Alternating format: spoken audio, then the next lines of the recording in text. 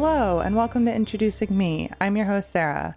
I started this podcast to get to know other people and lifestyles while discovering more about myself. Each episode, I will give a new guest a chance to discuss their background, culture, interests, or whatever they want to talk about to help increase all of our own worldviews.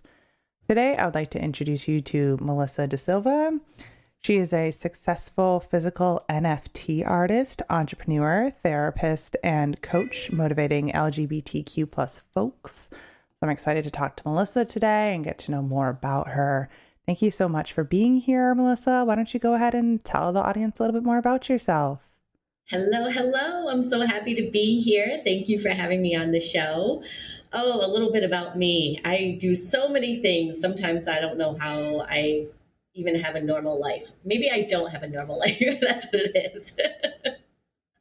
But my regular day job, I am a mental health therapist. I'm a licensed social worker. I have a mental health agency in Rhode Island, and we work with the LGBTQ plus community. We provide services to everybody, but that is always our basis for our mental health needs in that area. And then on the off days, I'm making art and dancing and living my best life here in Puerto Rico. So how do you manage a business in Rhode Island while living in Puerto Rico? Zoom. I have an amazing team too. Before COVID, we all were living and working in Rhode Island. When COVID hit, we just kind of all dispersed.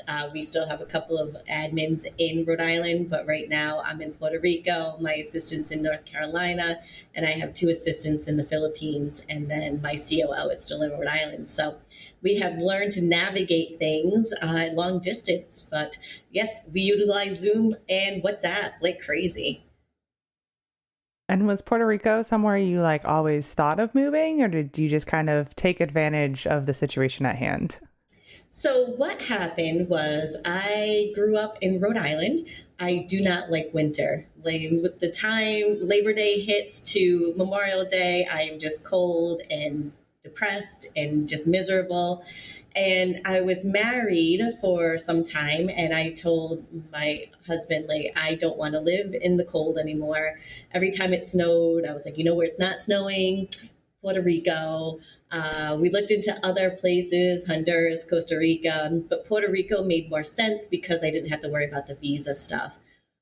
During COVID, my ex-husband and I separated and got divorced. And I said, I'm going to go to Puerto Rico for 5 weeks. And I really haven't left since it's been about 2 years. And he has been a champion in all of this. We owned a house, and I was like, okay, well, I'm going, you take care of the house, and, we'll fill out paperwork through Zoom and do everything virtually. So it just kind of all worked out. Some people grew closer during COVID. Some people realized maybe this is not the life I want to continue to live.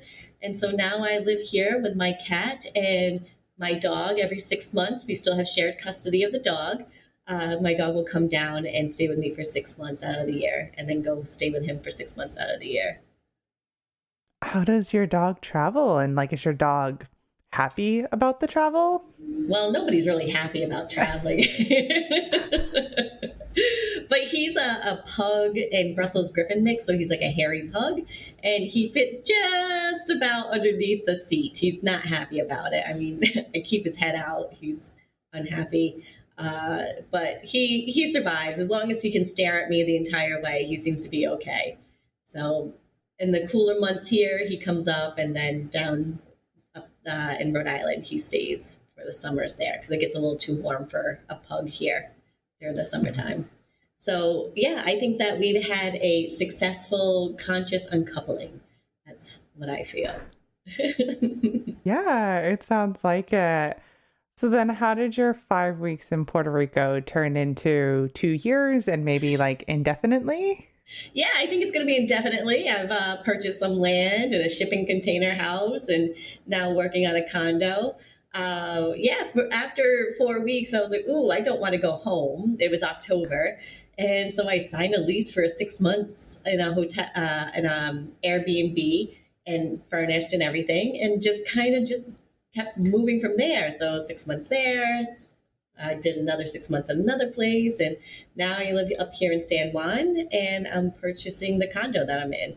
And I just started an Airbnb, so I'm meeting very interesting people in my journey in living in Puerto Rico. Great. And can you share a little bit about what life is like different from Puerto Rico than Rhode Island beyond just the fact that you don't have to deal with the winter? Yes. If you like humidity, this is definitely the place to be. I enjoy the constant feeling of like cleansing my system every day. I'm like in a sauna. But I enjoy that. I don't enjoy wearing pants, so it works out well for me here with that too. But it has been very different in that I am the minority here. In Rhode Island, it's a very white dominant area. Here in Puerto Rico, I learned that I'm a minority, and there's also this push to not have people such as myself move here because there is this feeling that we are colonizers and, we're just using the tax incentives and things like that. So that's been a very big adjustment for me. It's been very educational. I've learned a lot from living here, learning about colonizations and what the United States does to other islands and other countries. So it's been a really, really good learning experience. I'm working on trying to learn Spanish. I've been doing it for years, and it's hard to stick, but I'm working on it. Dating has been very different here because I haven't dated in 14 years. So learning that whole rigmarole has been quite an experience as well. Also, the expectations of things happening fast. It's island time. I can stand in a line like a champ now and not get all worked up or frustrated. Everything is much slower, so you have to take a breath if you want something to happen. Systems and processes take a little bit longer. So there has been quite an adjustment, but I enjoy every day here.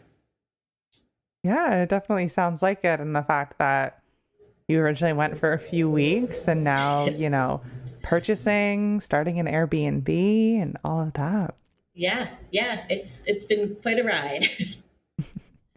So you mentioned that with your business and the mental health, you kind of focus on LGBTQ plus people. So can you share kind of why that is your main mission? So when I was a school social worker, I had this student that was transitioning from female to male, and we couldn't find any resources in the community for the student. And so I realized when I didn't want to be a school social worker anymore that I wanted to open up an agency that provided services for people who identify as transgender. And so I also wanted to include other people under the queer umbrella. And so that's where that had come from. But I have always been a part of the community as well. And so it just really aligned with what I was doing. And even with my art right now, many of the pieces that I sell, a portion of the proceeds do go to a nonprofit for the LGBTQ plus community and women's nonprofits too. And so do you mainly service like the Rhode Island area, or have you like branched out to other communities as well? Right now it's just Rhode Island, but my hope is to open up another location here in Puerto Rico. And do you find that in Puerto Rico, there's like kind of the same sort of need that LGBTQ plus young folks like might not have resources that they can find? Yeah, I think that of all age groups, there's not enough resources. I think that there's also more of oppression here too, just with the culture and stuff like that for the LGBTQ plus community. So really there needs to be some more services here. And so hopefully I can help provide those services and get other social workers here, working and seeing people individually and maybe start groups and nonprofits. So I have big hopes and dreams for an agency here in Puerto Rico. Yeah. Now, because of sort of like culture and maybe some oppression, are people able to be out and comfortable in Puerto Rico with their sexual identities? I say there's certain places that are more comfortable than others, just like in the mainland too. It's where you go. And, for some families, it's not comfortable. And for some families, they're open to it. Different locations in the city are probably more open than others. So it's just like the mainland. But we still deal with the same murder of trans individuals, oppression of the LGBTQ in general on the island. Right. Now, what is it that you do day to day for your job? For my job, I feel like I'm doing a lot of putting out fires. That seems to be my role right now. I do see a couple of clients. I do see coaching clients. So I coach other therapists who want to start their mental health practice. So I coach them on how to do that. So that it's almost like a different business than the mental health agency. So I pretty much help people figure out, okay, so how are we going to get more clients for our therapist? How are we going to get more therapists? Making sure that our systems and processes are in order, making sure everything's are flowing. As we grow, we find that there's more issues, right? There's always more issues as we get bigger, and trying to figure out how do we continue to grow but don't have so many problems. Because the interesting thing is that when you're in therapy school or social work school, they don't teach you how to run a business. And so a lot of people, this is just all, I'm going to give it a try and see what happens. And so when I train other people how to run private practices, it's more of like, I've done everything wrong so that you don't have to. And so you can learn from my mistakes. So I meet with some clients, I meet with my team, lots of emails.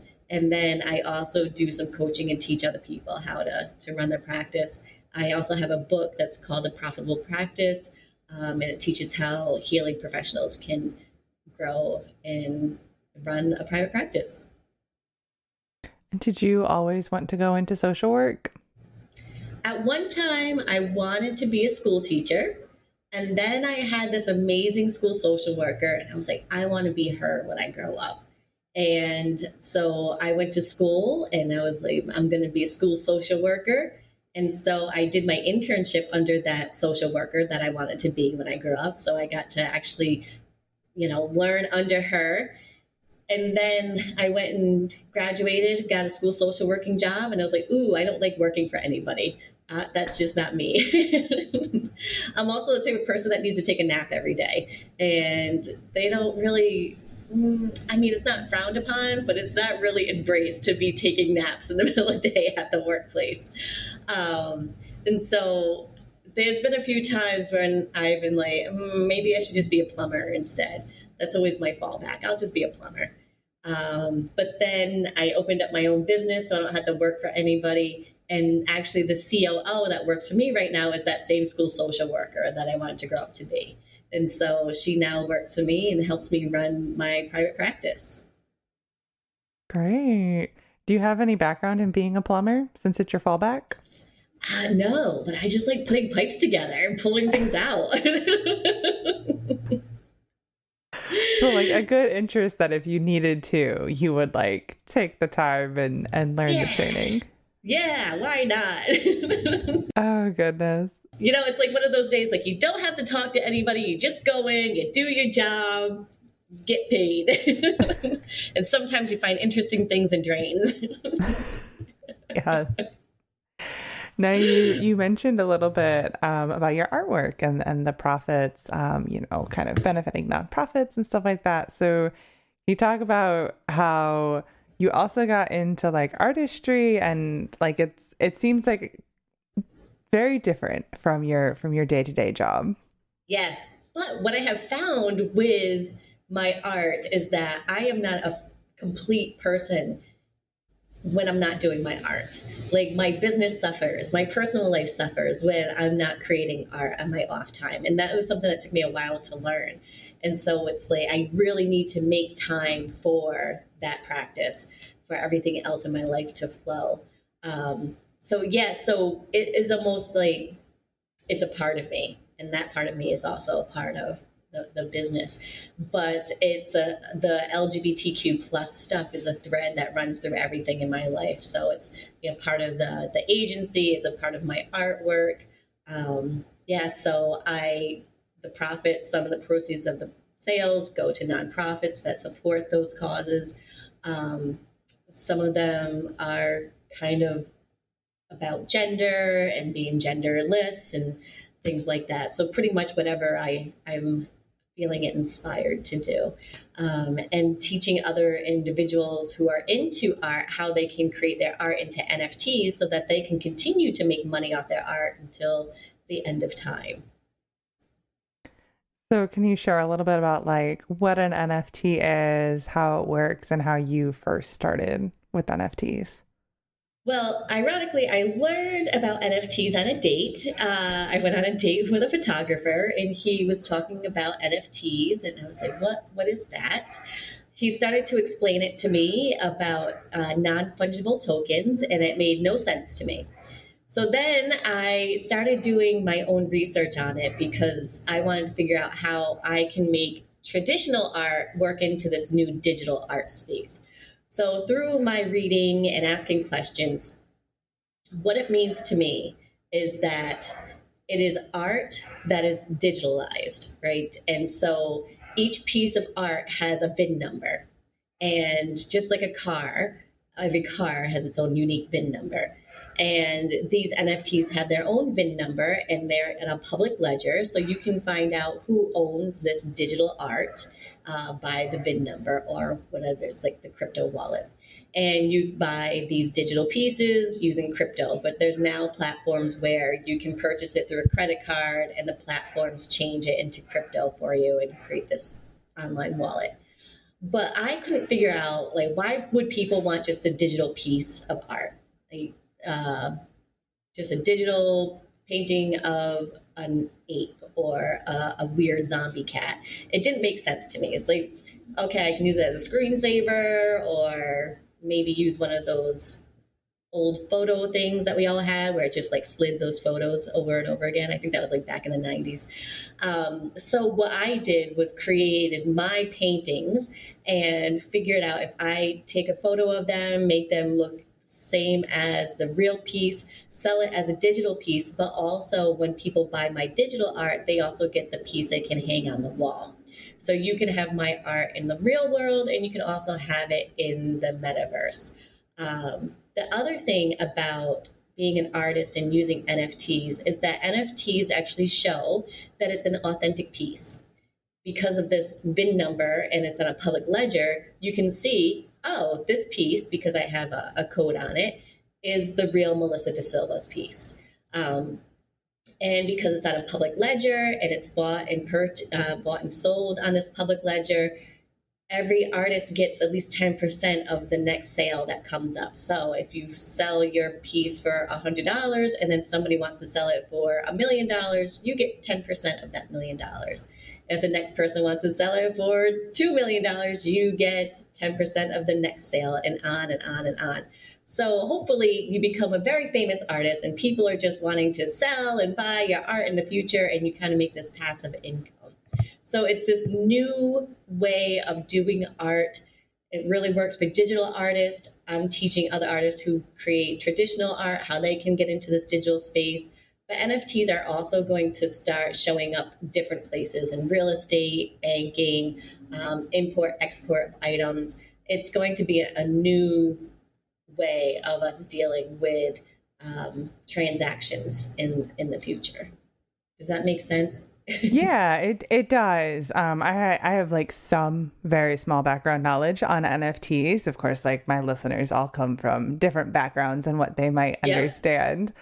It is, you know, kind of, even as you said, when your date was first sharing about it, like it can be confusing. But since, you know, you've got these VINs, you know it's real. Is there ever like any concern of like somehow your art could be put online as some sort of forgery without you knowing? Yeah, I mean, it's just like somebody can go to the Louvre and take a picture of the Mona Lisa and then print out a picture of the Mona Lisa. You don't actually own the Mona Lisa, but you can have a picture of that Mona Lisa. If you try to sell that as a piece of your own, then you have some issues with that because you don't actually own the rights to that. And that's the same thing. Digital art, people can right click and copy and paste and say it's theirs, but you actually have evidence like this is not your wallet, you do not own it, so now you need to cease and desist in using this piece of art. And so you mentioned that you do the NFTs through your painting. So what kind of mediums do you use and what kind of things inspire you to paint? So I predominantly use alcohol ink on Yupo paper. So it's a plastic sheet of paper and a special ink where you have to use rubbing alcohol to make it move and get the right color consistency. And so I use that. It's more of an abstract. And then I also use some mixed media stuff. I'm inspired by Frida Kahlo a lot, and the colors of Puerto Rico are usually a huge inspiration for my art as well. Um, yeah, I have some of the pieces behind me. People won't be able to see it, but I like to showcase those. And this week we did a gallery where part of the pieces went to a school program that they're trying to start in Puerto Rico. So Puerto Rico has an amazing amount of artists, musical, visual artists. It's just a beautiful place to live, especially if you're in the artistic world. And did you start painting when you moved to Puerto Rico, or did that also come from Rhode Island? That came long time ago. I was painting vaginas for a while, like pictures of vaginas. I don't know what it was. Maybe it was just like my rebellion against my parents, just like, I'm gonna paint pictures of vaginas. And so I just started painting like when I was a teenager, and it just kind of grew from there. I do deviate from the vagina now. That's only every once in a while. Oh gosh, that's great that it started that way. A fit of rebellion, because you also mentioned earlier that like without your artwork, like kind of everything else is in flux and it helps you kind of stay balanced. Yeah, it gives you that moment of peace. For me, it gives me that moment of peace where I can just kind of sit and be grounded and just kind of be in my own little world, and just kind of go with this flow. And it might be just having to huff rubbing alcohol the whole time that makes me like get all meditative, but whatever it is, it gives me that peace in that moment to be able to just kind of be with the art and just see what comes of it. Yes. Now, would you be willing to share a little bit about your personal identity? You mentioned, being part of the queer community, and as a teenager, you were painting vaginas. Yes. I think it's interesting because when I think back to being a kid, I didn't realize that homosexuality was something that was around forever.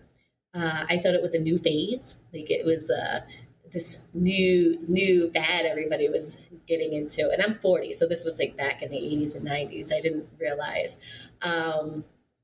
And where I lived, we didn't have many people that identified as gay. I don't think I really met anybody until I got into college, as far as I know.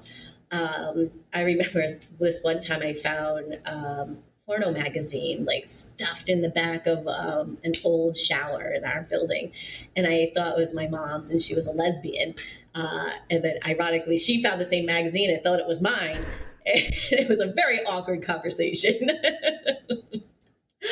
But yeah, so I think like from there, like not having much exposure to the queer community, and then getting into college and just kind of being open to all this, just college really opens your mind to like sexuality and gender and all that type of stuff. And that's where I was just starting to really explore like what are my thoughts on all this. And realizing like, oh, I am attracted to men and also attracted to women.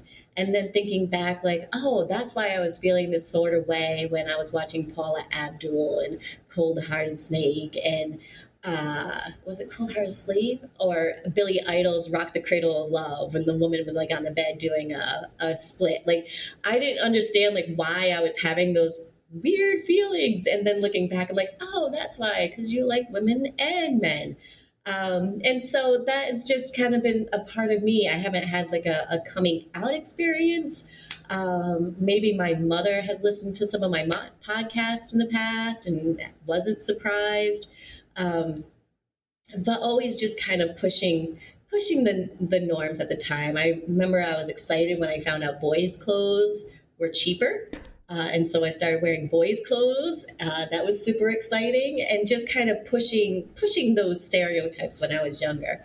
And then, just kind of being older now and thinking back, like really loving Prince because he was always gender bending, and just really embracing that type of lifestyle, and just realize like this is where I feel comfortable. I feel comfortable around people who are pushing the stereotypes, who are open to love with any gender, and it doesn't matter. And then how you identify doesn't matter, and exploring that as a single person too. I mean, coming out to my ex-husband was interesting. Just being like, hey, I'm bisexual. I've always been bisexual. Haven't you noticed, like, I have a crush on this person that we watch on TV? So it's a journey. And I say, like, sexuality, it can be very fluid throughout the lifespan as well. So when you talked about dating in Puerto Rico, are you dating both men and women? Like, is that a new experience for you? It is. It really is. Yeah. Yep. Men, women, open it up to couples. I am like a free agent at this point in time. So let's see what works. Do you think you might ever get married again? I don't even know if I want to live with somebody again. A marriage where you both have your own houses and do not cohabitate. I mean, Frida Kahlo and Diego had a beautiful setup. They had their own space, and they had like a catwalk to each other's space. I mean, that just seems ideal to me. Or like a two-family. One lives in one area, the other lives in. That would probably be ideal, because I don't particularly like sharing my time and space with people when I don't want to. Like, I want to be able to have my time and not have to, be available all the time for somebody. And I think that's something like, I've learned as I've grown into an adult too in my later life. What is it really that I want, and what is it that I thought that I was supposed to want, and realize that it's not what I want in my life. So yeah, so maybe I'll get married someday. Maybe that looks like we are married on paper but live in different houses. Maybe I don't get married, I just have a life partner. Who knows? I'm open to it all. Yeah, it sounds like a good balance of like you realizing what you want, being open to multiple options. And you mentioned a little bit earlier that your ex has been, kind of like good through various things. Like you shared the dog, 6 months. So was it, if you wouldn't mind, was it surprising for him when all of the divorce proceedings were happening? I think it was a bit of a shock, but then as we talked through it, was like, maybe we shouldn't have gotten married to begin with. But it was just like, we live together. Now what do we do? What's the next step in life? Oh, we probably should get married. And then as we've gotten older, I mean, we were together for 14 years, we realized like we don't have much in common. And, I want somebody for him who likes to do the sports things and hang out with the best friend's wife and cook in the kitchen together. And, I hope that for him. That just wasn't me. I just wanted to go to yard sales and flea markets on Sundays and just hang out by myself and make my art. Well, now I'm curious to know, what is the attraction to flea markets, yard sales? Like, do you find good deals? Are you looking to make purchases? Oh, I just love junk. I like a good junk. And ironically, there's not much good junk on the side of the streets here. I call them sidewalk treasures. In New England, we have people just throw stuff out on the street all the time. And it's like, yay, upcycling. Here in Puerto Rico, there's none of that, which is something. The one thing that I do miss is like the flea markets and the junks that I like to upcycle and see the beauty in something that might be rough or somebody else's trash. So, yeah, I used to be able to do a lot of upcycling, not so much now, but I do enjoy that. And so do you get back to Rhode Island often that you could like still tickle that fancy of upcycling? I could, but it's hard to travel with the junk that I want to buy. So I try not to do it so much because and then I have to figure out how to ship it back to the island. So, but I do get up to Rhode Island 3 to 4 months out of the year. I got to get my hair done and see my doctor. I've got a good system going. Yeah, it definitely sounds like it a little bit like, I don't know if you would call it like transcontinental because it's an island. Yes. Yeah. I just don't particularly care much for the flying part. It really makes me appreciate the fact that I don't have children. Like, I don't know how families can travel with more than one child. That just seems like a nightmare to me.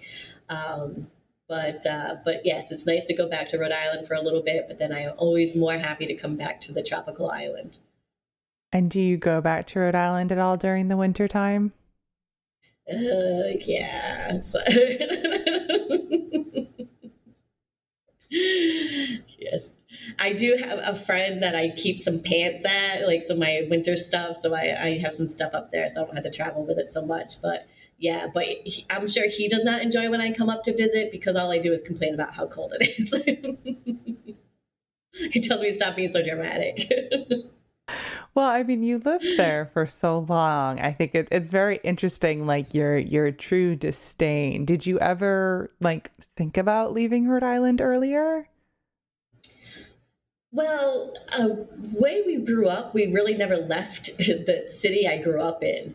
And so it wasn't until college I realized, like, oh, I can leave the state and the country. Oh, I can actually move to a different country if I wanted to.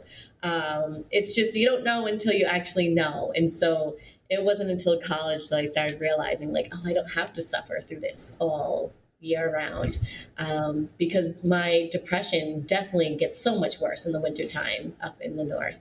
So yeah, it just I feel like my soul has been here in Puerto Rico before, and I'm just returning to where maybe I've lived in my life in a past life. It just feels like home. Mm-hmm. Did you travel outside of Rhode Island for college? No, I actually stayed in Rhode Island for college too.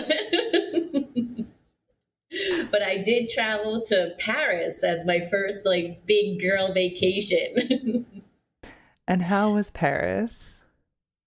It was amazing. I knew no French at the time, and I still don't know French actually. But it was amazing to be able to travel to Europe and experience a whole different culture. And then after I graduated with my master's, I went to Costa Rica and experienced that and just been traveling all over since. So I do believe that travel is important so we can learn that not everybody lives the way we live. And to explore the history that we learn in school, in the buildings, and to be in awe of these things that people were able to build when we didn't have the machinery and technology back then. So I'm just always in awe whenever I travel to like Europe and stuff like that.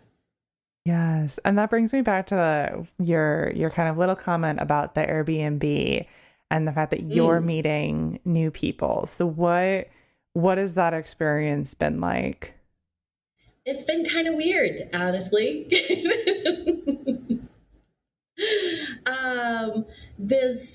I have this low level of anxiety because people can comment on their stay publicly, and it's like I put a lot of heart and soul into that Airbnb, and I want them to enjoy it, and I don't want them to have a bad review. And I would love to be a super host, but I gotta let go of that expectation. But it's been really interesting to meet people who are coming down here to Puerto Rico for the first time and experiencing the the beauty and the culture here. It's been also crazy with other construction going on, and there being leaks coming into the Airbnb. That has been fixed, just in case anybody wants to rent my Airbnb.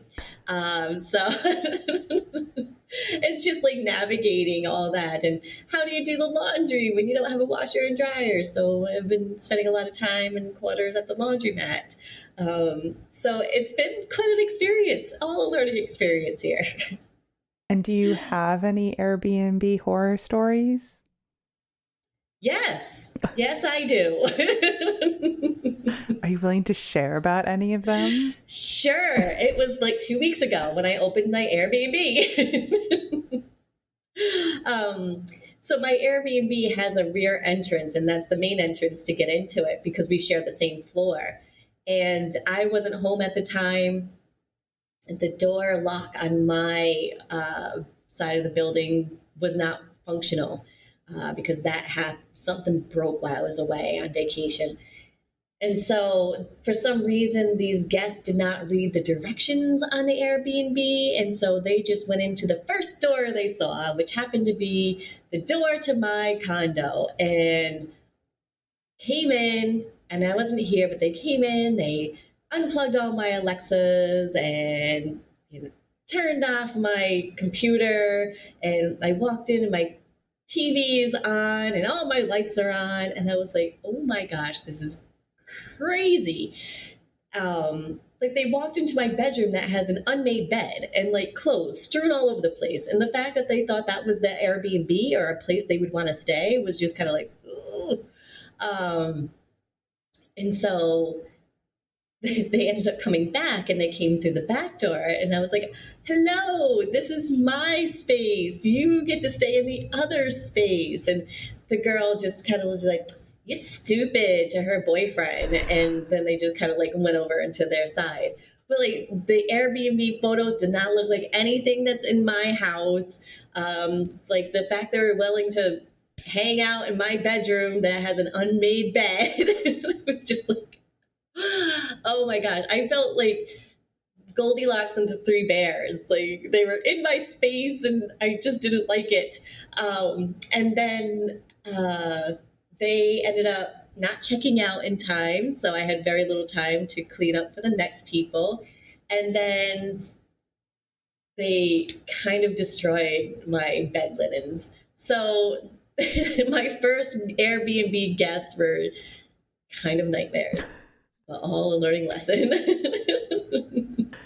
Yes, it sounds like a good learning lesson, you know, and you said it with the business too. Like, you know, I'm going through these things to then help other people not go through the same things.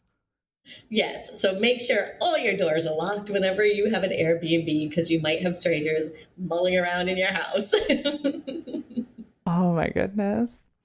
Well, I don't think I have any like specific directed questions at this point. Is there anything else that you would like to share about anything with the listeners? Anything I would like to share?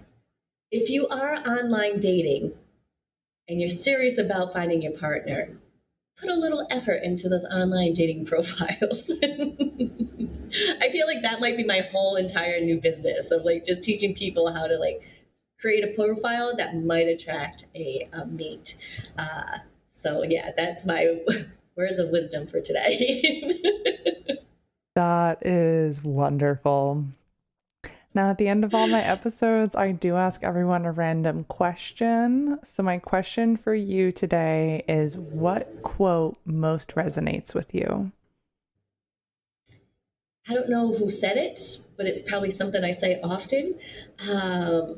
What the eyes don't see, the heart doesn't feel.